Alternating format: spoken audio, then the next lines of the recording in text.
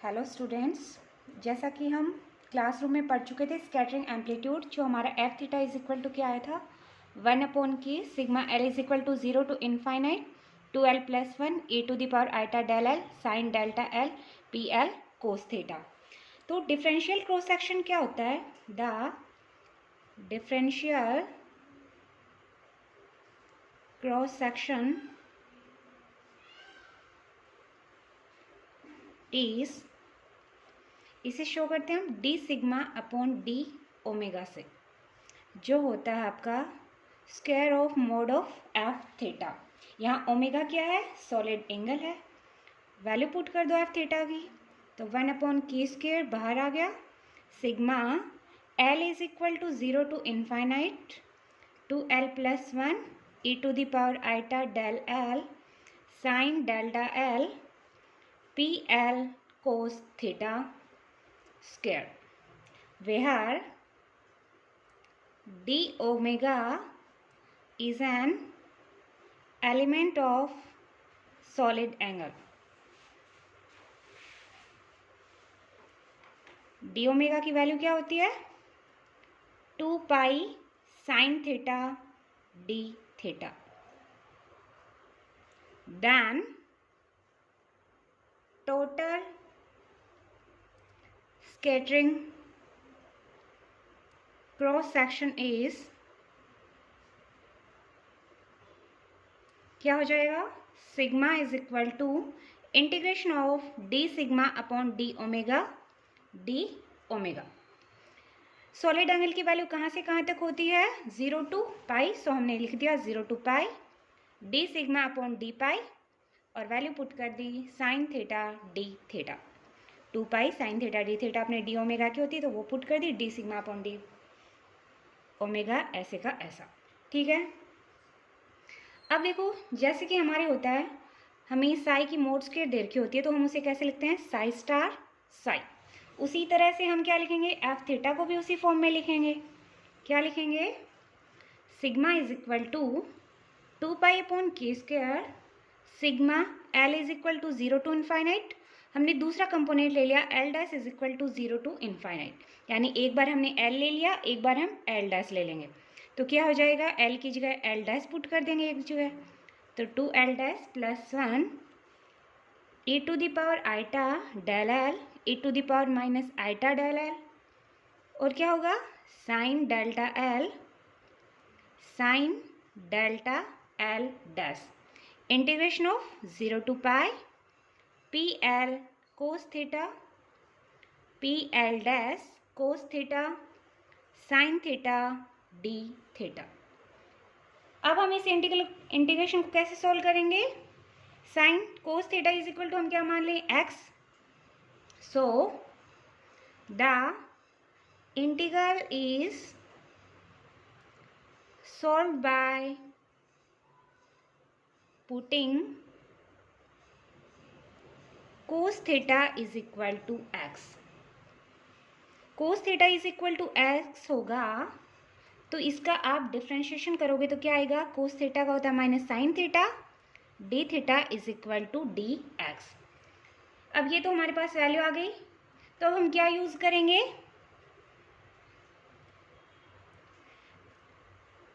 And then using orthogonality property of Legendre polynomial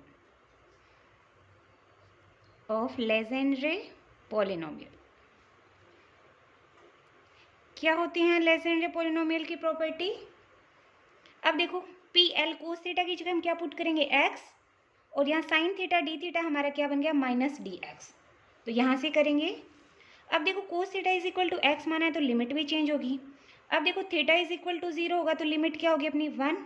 पाई रखोगी तो क्या होगा? -1। P l x P l dash x sine theta d theta is equal to अपना क्या है? Minus d x. ठीक है, अब देखो माइनस को मुझे प्लस बनाना है, तो उसके लिए क्या होगा? लिमिट चेंज हो जाएगी, यानी -1 to +1 PLX P l dash x d x. यहाँ तक समझ में आ गया? अब देखो प्रॉपर्टी देख लेते हैं उसकी क्या होती है। So integration of -1 to +1 P l x dash d x is equal to होता है आपका 0 वैल्यू कब आती है, for l is equal not equal to l dash and 2/2l+1 for L is equal to l dash. तो अब जब आप L not equal to l dash रखोगे उस वक्त अपनी सिग्मा की वैल्यू क्या बन जाएगी, 0 for L not equal to l dash. अब हम बात कर लेते हैं for L is equal to l dash के लिए सिग्मा की वैल्यू क्या होगी, 2π/k²। Sigma L is equal to 0 to infinite. अब हम क्या रख रहे हैं, L is equal to l dash, तो 2l+1 और 2l'+1 की क्या हो जाएंगी, दोनों इक्वल हैं तो स्क्वायर लगा दूँ मैं। और उसी तरह से साइन स्क्वायर डेल L लिख सकते हैं। और P इस वाले की वैल्यू अपनी क्या आ रही है, 2/2l+1। अब यहाँ से 2l+1 से ये गया तो अपना क्या आ जाएगा, sigma is equal to 2 to 4π/k²। Sigma L is equal to 0 to infinite 2l+1 sine square delta L। ये क्या आ गया अपना टोटल स्कैटरिंग क्रॉस सेक्शन। अब देखो इसकी वैल्यू मैक्सिमम कब होगी, सिग्मा मैक्सिमम कब होगा, जब डेल्टा L क्या हो, 2n+1 π/2। जब साइन स्क्वायर डेल्टा L की वैल्यू 1 बन जाएगी उस कंडीशन में क्या होगा, अपना सिग्मा मैक्सिमम होगा। तो उसके लिए क्या कंडीशन है, 2n+1 π/2। यहाँ पे n क्या होना चाहिए, 0 +-1 +-2 सो ऑन। अब देखो स्टार्टिंग में हमने बात की थी जब हम क्या कर रहे थे, न्यूट्रॉन स्कैटरिंग पढ़ रहे थे, तब हमने क्या लिया था कि एक लो एनर्जी न्यूट्रॉन बीम आ रही है और वो किसी प्रोटॉन पे क्या हो रही है, इंसिडेंट हो रही है। यानी हमने टारगेट के रूप में हमने प्रोटॉन लिया था और उससे क्या हो रही है, स्कैटर हो रही है अलग अलग डायरेक्शंस में। अब देखो एनर्जी हमने क्या ली थी, लो ली थी। तो एनर्जी लो ली थी तो उस एनर्जी लो होगी तो अपना वेव प्रोपेगेशन कांस्टेंट के भी लो होगा। यानी now we consider a low energy neutron beam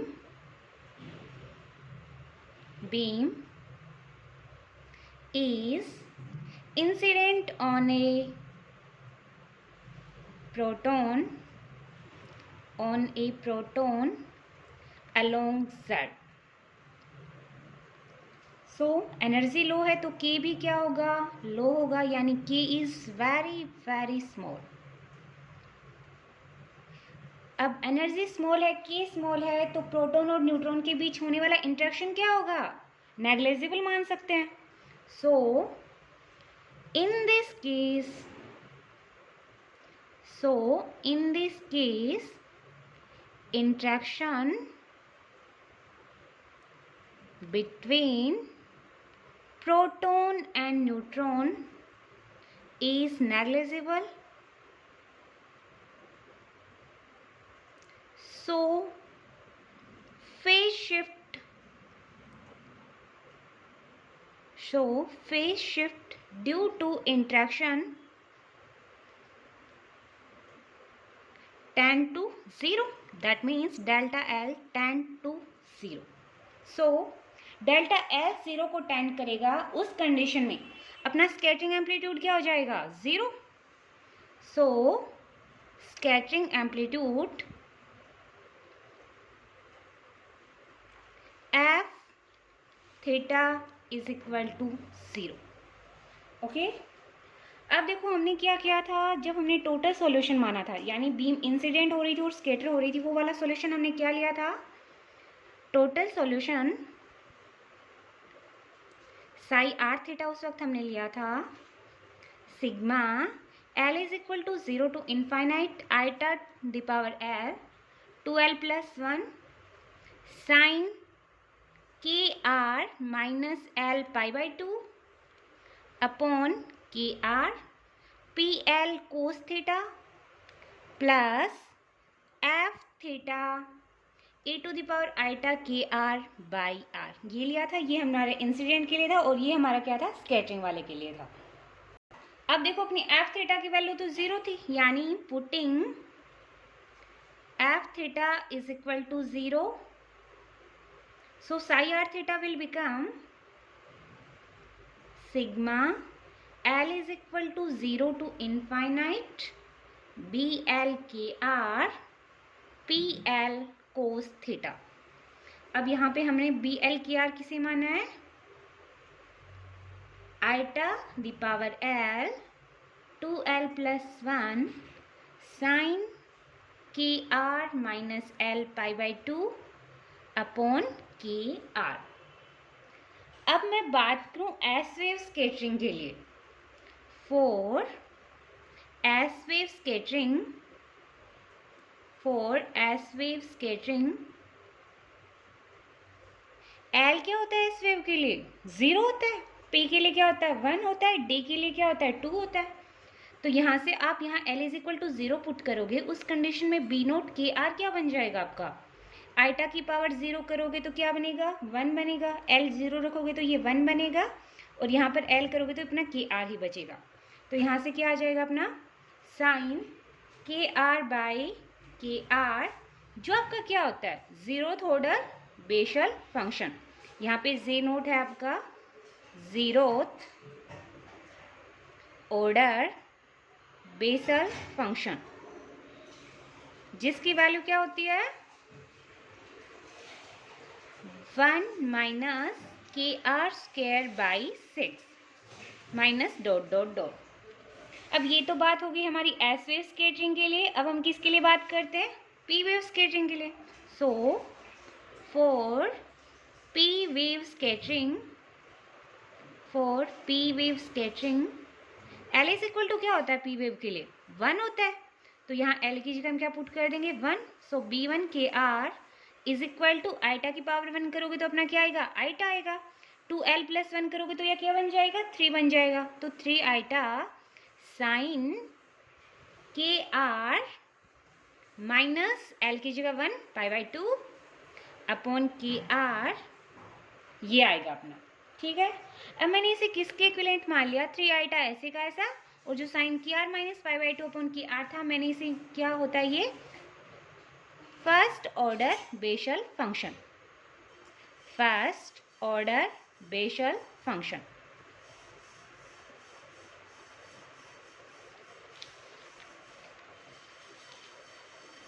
इसकी वैल्यू क्या होती है, जो आपका फर्स्ट ऑर्डर बेशल फंक्शन होता है J1 के आर, इसकी वैल्यू होती है आपकी 3 आइटा के आर बाई 3 माइनस के R cube upon 30 minus dot dot dot.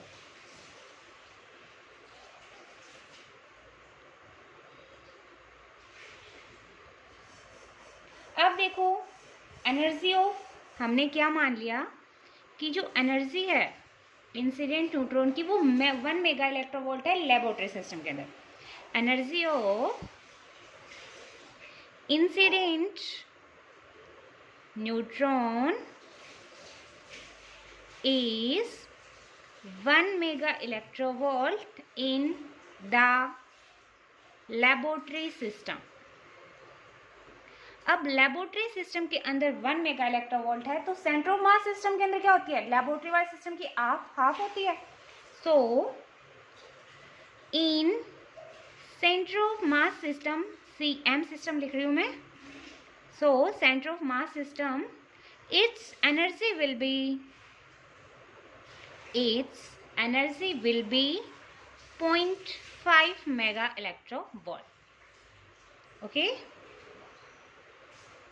अब देखो एनर्जी क्या है अपनी 0.5 मेगा इलेक्ट्रोवोल्ट है। सो मोमेंटम क्या होता है √2 me होता है। अब देखो इंसिडेंट कौन हो रहा है, न्यूट्रॉन हो रहा है, तो यहाँ पर हम मास भी किसका लेंगे, न्यूट्रॉन का लेंगे। न्यूट्रॉन का मास कितना होता है 1.66 इंटू 10⁻⁻27 किलोग्राम, बट यहाँ हमें किस में लेना है, ग्राम के अंदर लेना है। सो जब आप न्यूट्रॉन का मास पुट करोगे और ये वाली एनर्जी पुट करोगे और इसे सोल्व करने के बाद आपके पास क्या आएगा 1.63 इंटू 10⁻⁵ ग्राम सेंटीमीटर पर सेकेंड, ये आ गया आपका मोमेंटम। अब देखो वेव प्रोपगेशन कांस्टेंट के की वैल्यू क्या होती है p/h कट। अब यहाँ पर आप मोमेंटम की ये वाली वैल्यू पुट करोगे और h कट की वैल्यू पुट करोगे, उस कंडीशन में आपकी वैल्यू निकल के आएगी 1.55 इंटू 10⁻12 सेंटीमीटर -1। अब जो न्यूक्लियर फोर्स की रेंज कितनी होती है, फर्मी ऑर्डर की होती है, बट हम यहाँ पर सब कुछ किस में ले रहे हैं, सेंटीमीटर ग्राम के अंदर ले रहे हैं, तो वो वाली भी हम किस में लेंगे, सेंटीमीटर में। So by taking the range of nuclear force R naught approximately equal to 2 into 10⁻13 centimetre. अब देखो हमने क्या निकाला था, बी नोट के आर निकाला था, B1 के आर निकाला था। बी नोट के आर की वैल्यू अपनी क्या आई थी, बी नोट के आर की वैल्यू अपनी आई थी 1 - KR² और B1 KR की वैल्यू क्या आई थी, यानी फर्स्ट ऑर्डर बेशल फंक्शन की वैल्यू आई थी अपनी 3 आइटा KR/3 KR³/30। अब देखो आप देख लो K की वैल्यू अपनी किस में आ रही है, 10⁻12 में आ रही है, और R की वैल्यू भी किस में चल रही है, 10⁻13 में। यानी जब आप इसकी वैल्यू पुट करोगे तो ये और कम हो जाएंगे, इसकी स्क्वायर करोगे तो और कम हो जाएंगे। उस कंडीशन में हम इसको क्या मान लेते हैं, नेगलेक्ट मान लेते हैं, और उसमें बेशल फर्स्ट ऑर्डर फंक्शन में भी क्या मान लेते हैं, हम इसे नेगलेक्ट मान लेते हैं, यानी सिर्फ ये फर्स्ट टर्म ही क्या रहती है, इफेक्टिव रहती है। तो उस कंडीशन में जब आप निकालोगे B1 KR upon B0 KR, अब देखो इसकी वैल्यू क्या आई है 3 आइटा KR/3 और B0 KR की वैल्यू क्या है 1 आई है अपनी। और जब आप इन वैल्यू को पुट करोगे 3 से तो 3 गया और KR आ गया, जब आप इनकी वैल्यू और स्क्वायर भी लगानी है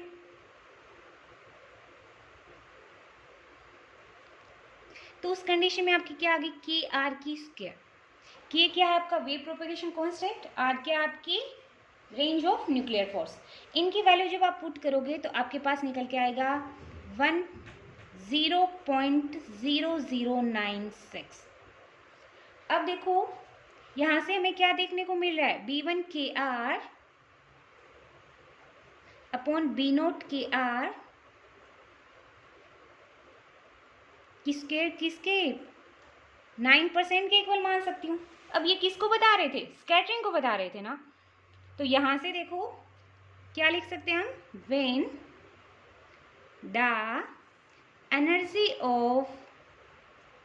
when the energy of incident neutron is 1 mega electrovolt, only 9% of total scattering is due to L is equal to 1।